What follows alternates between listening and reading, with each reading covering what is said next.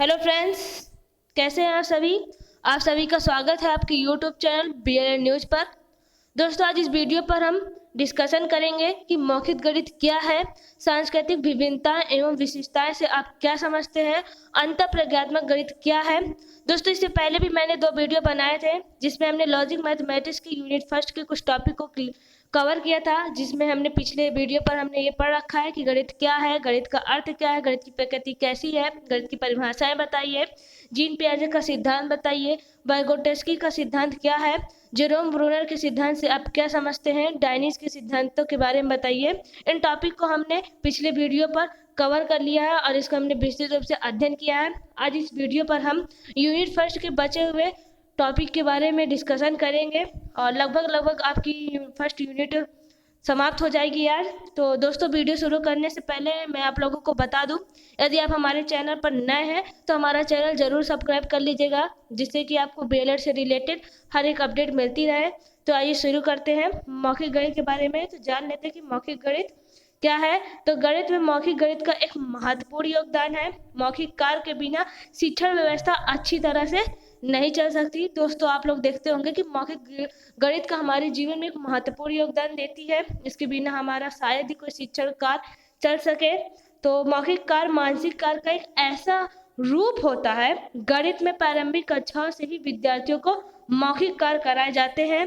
गणित के मूलभूत सिद्धांत जैसे जोड़ना, घटाना, गुणा, भाग आदि मौखिक रूप से ही कराया जाता है। जो गणित की बेसिक चीजें होती है उसे मौखिक रूप से ही छोटे छोटे प्राइमरी विद्यालय में पढ़ाया जाता है। मौखिक कार्य से तात्पर्य, दोस्तों मौखिक कार्य से समझ लेते हैं कि मौखिक कार्य होता क्या है। तो मौखिक कार्य का तात्पर्य ऐसे कार्य से होता है जिसमें बालक किसी कार्य या गणना को मन ही मन में बिना आवाज किए हुए, बिना कागज के और बिना पेंसिल की सहायता को से करता है, तो उसे हम क्या कहते हैं, मौखिक कार्य कहते हैं। तो व्यवहारिक जीवन के लिए मौखिक कार्य अत्यधिक लाभकारी सिद्ध होते हैं। प्रत्येक व्यक्ति को अपने दैनिक जीवन में किसी न किसी रूप में मौखिक कार्य की आवश्यकता पड़ती है। दोस्तों, आप लोग अपने वास्तविक जीवन में इस बात को अनुभव किया होगा कि मौखिक गणित हमारे लिए कितनी आवश्यक है। दोस्तों, मौखिक गणित का ये प्रश्न है जो हमेशा है एक शॉर्ट आंसर के रूप में पूछा जाता है और हमारा शॉर्ट आंसर लगभग 2 से 3 पेज का होना चाहिए। आप लोगों को इस बात की जानकारी होना चाहिए कि बुंदेलखंड यूनिवर्सिटी ने जो है अपनी कॉपी की जो पेजों की संख्या है उसे कम कर दी है। पिछले विगत वर्ष में इसके पेज की संख्या 32 थी, अब इसमें पेज की संख्या हमारी क्या हो गई है, 30 हो गई है। तो आइए जान लेते हैं कि मौखिक गणित के उद्देश्य क्या है। तो मौखिक गणित का हमारा पहला उद्देश्य है बालकों की स्मरण शक्ति को विकसित करना। दूसरा है विचार शक्ति और कल्पना शक्ति का विकास करना। बालक में एकाग्रता और रचनात्मकता का विकास करना। चिंतन और मनन की आदत डालना। मौखिक गणित के लाभ जान लेते हैं कि मौखिक गणित के क्या क्या लाभ है। तो हमारा पहला है मौखिक गणित के प्रयोग से बालक मौखिक गणनाएं करना सीख जाता है। दूसरा है मौखिक गणित के प्रयोग से बालकों में गणित के प्रति रुचि उत्पन्न होती है। तीसरा है मौखिक गणित के माध्यम से बालकों को गिनती तथा पहाड़े का अच्छी तरह से ज्ञान हो जाता है। चौथा है मौखिक गणित के द्वारा बालक के बौद्धिक स्तर को बल मिलता है। और हमारा पांचवा है मौखिक गणित के द्वारा गणित को आधार प्रदान किया जाता है। छठवां है मौखिक गणित का प्रयोग बिना कागज पेंसिल की सहायता से किया जाता है। और हमारा सातवां है मौखिक गणित द्वारा बालकों की तार्किक क्षमता को बल मिलने लगता है। और हमारा आठवां है मौखिक गणित के प्रयोग से छात्रों में शुद्धता एवं शीघ्रता का गुण विकसित होता है। जी हाँ दोस्तों, मौखिक गणित के माध्यम से हम शीघ्रता से ही और आसानी से किसी भी कार्य को जल्दी से खत्म कर देते हैं। और हमारा नौवां है शिक्षक द्वारा शिक्षा करते समय जब शिक्षक ब्लैक बोर्ड पर गणित संबंधी प्रश्न लिखकर छात्रों से उनके बारे में जानने का प्रयास करता है, तब छात्र मौखिक विधि द्वारा ही बताने का प्रयास करते हैं या प्रयत्न करते हैं। मौखिक गणित में हम देख लेते हैं कि एक अध्यापक की क्या भूमिका होती है, उनका क्या योगदान होता है। तो हमारा पहला है प्रश्न छोटे होने चाहिए जिससे छात्र सरलता से हल कर सके। दूसरा है मौखिक गणित के प्रश्नों में केवल छोटी संख्याओं का प्रयोग करना चाहिए। और तीसरा है मौखिक प्रश्न छात्रों की योग्यता के अनुसार पूछे जाने चाहिए। और हमारा चौथा है मौखिक प्रश्न ऐसे होने चाहिए कि छात्र अनुमान से उत्तर दे सके। पांचवा, मौखिक गणित का प्रयोग करते समय यदि कोई अस्पष्टता हो तो ब्लैक बोर्ड पर लिखकर इसका समाधान करना चाहिए। जी हाँ दोस्तों, कई बार कुछ ऐसे शब्द होते हैं जिनको मौखिक रूप से बालक नहीं समझ पाते, इसलिए हमें उस समय ब्लैक बोर्ड की सहायता लेनी चाहिए और एक अध्यापक रूपी होने के कारण हमें उस ब्लैक बोर्ड पर लिखना चाहिए, जिससे छात्र उसे आसानी से और शीघ्रता से समझ सके। और हमारा लास्ट है, मौखिक प्रश्न ऐसे होने चाहिए जिससे कि छात्रों में एक तर्क शक्ति का विकास हो सके, सोचने और समझने की शक्ति का विकास हो सके। दोस्तों, हमारा दूसरा टॉपिक है सांस्कृतिक विभिन्नताएं एवं विशिष्टताएं से आप क्या समझते हैं। दोस्तों, ये हमेशा शॉर्ट आंसर में पूछा जाता है। विगत वर्ष के प्रश्न पत्रों को आप उठाकर देख लेंगे तो आपको यही पता चलेगा कि जो सांस्कृतिक विभिन्नताएं एवं विशेषताएं से प्रश्न पुटअप किया जाता है वह एक शॉर्ट आंसर के रूप में पूछा जाता है। तो हम देख लेते हैं कि हमें शॉर्ट आंसर के रूप में क्या लिखना है। तो पहले लिखेंगे हम, गणित में सांस्कृतिक विभिन्नताएं एवं विशिष्टताएं का बहुत ही महत्वपूर्ण है। गणित के अध्ययन से व्यक्ति को समानता, समता, क्रमबद्धता, नियमबद्धता आदि महत्वपूर्ण सामाजिक मूल्यों का बोध होता है या फिर ज्ञान होता है, जिनके द्वारा वह प्रकृति में पाए जाने वाले सौंदर्य की अनुभूति कर सकते हैं। मतलब प्रकृति में जिस प्रकार के सौंदर्य है उसका अनुभव कर सकते हैं, एहसास कर सकते हैं, अनुभूति कर सकते हैं पाए। और इन्होंने कहा है और नया चित्रकला आदि गणित के ज्ञान के द्वारा ही संभव है।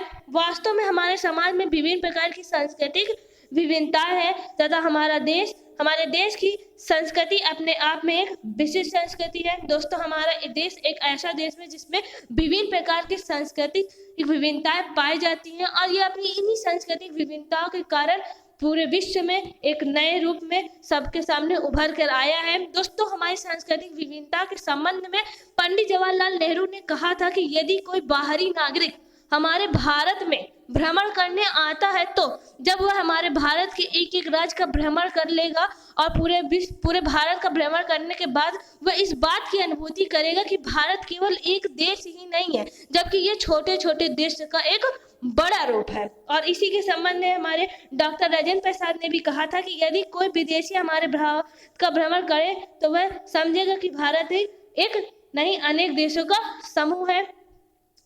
गणित के अध्ययन से विद्यार्थियों में सामाजिक दृष्टिकोण का विकास होता है जो हमारी सभ्यता और संस्कृति के लिए आवश्यक है। वास्तव में हमारे देश में अनेकों सामाजिक विशिष्टताएं हैं और इन सभी विशिष्टताओं और विभिन्नताओं ने गणित में एक महत्वपूर्ण भूमिका निभाती है। जिस तरह गणित को कई शाखाओं में विभक्त किया है उसी प्रकार हमारे देश की संस्कृति को विभिन्न विशिष्टताओं और विभिन्नताओं में विभक्त किया गया है। प्रसिद्ध गणितज्ञ हर्बन ने कहा है कि गणित सभ्यता और संस्कृति का दर्पण है। देखिए, नेपोलियन ने गणित के सामाजिक महत्व को स्वीकार करते हुए स्पष्ट किया है कि गणित की उन्नति तथा वृद्धि देश की समानता से संबंधित है। नेपोलियन का नाम आप लोगों ने सुना होगा। इस प्रकार गणित से समाज में सांस्कृतिक विभिन्नताएं विशेषताओं से आधुनिक सभ्यता का विकास हुआ है। समाज को आगे बढ़ने में भी गणित की मुख्य भूमिका रही है। अतः हम कह सकते हैं कि किसी देश की सांस्कृतिक विभिन्नता एवं विशिष्टता में गणित का एक महत्वपूर्ण योगदान होता है। आई होप दोस्तों कि आपको सांस्कृतिक विभिन्नता एवं विशिष्टताओं के बारे में समझ में आ गया होगा।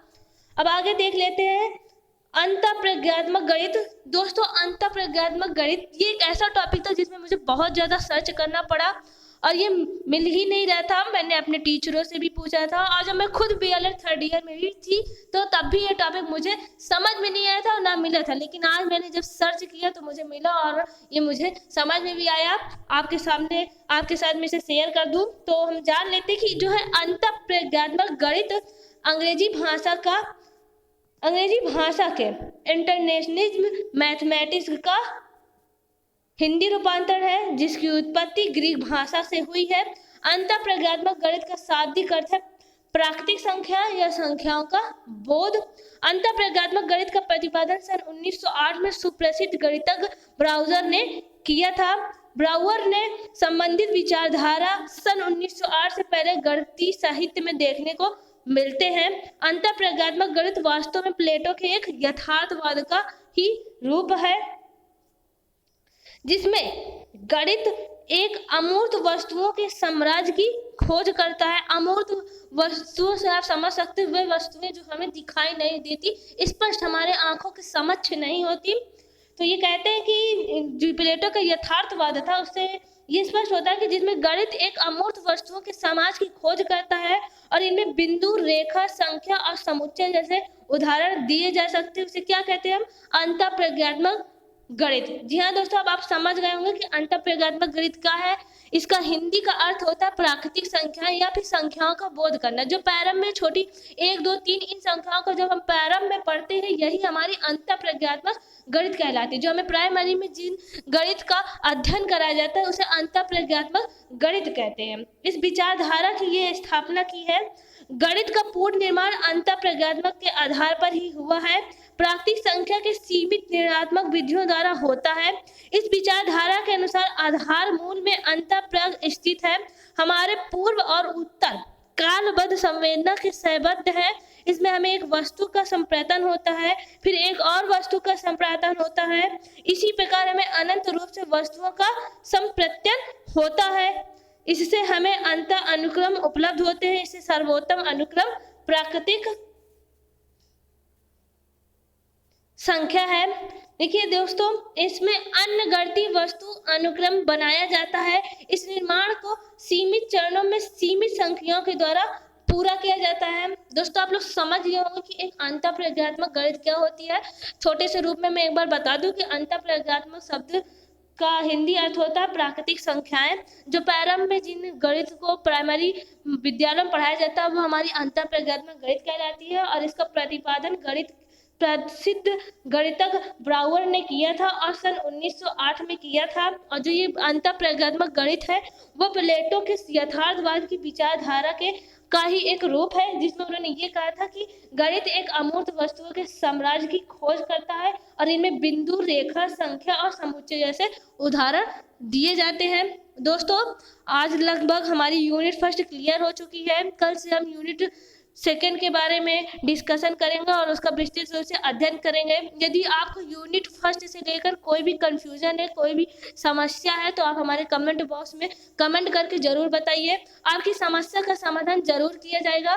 दोस्तों, धन्यवाद। दोस्तों, यदि आपको ये वीडियो पसंद आया हो तो लाइक ज़रूर करिएगा और सब्सक्राइब करना ना भूलें। मैंने अपने टेलीग्राम ग्रुप की लिंक डिस्क्रिप्शन में डाल दी है। यदि आप इस नोट्स का पीडीएफ चाहते हैं तो हमारे टेलीग्राम ग्रुप में को ज्वाइन करके वहां से इसका पीडीएफ प्राप्त कर सकते हैं। धन्यवाद दोस्तों, मिलते हैं अपने अगले वीडियो पर। तब तक के लिए जय हिंद, जय भारत।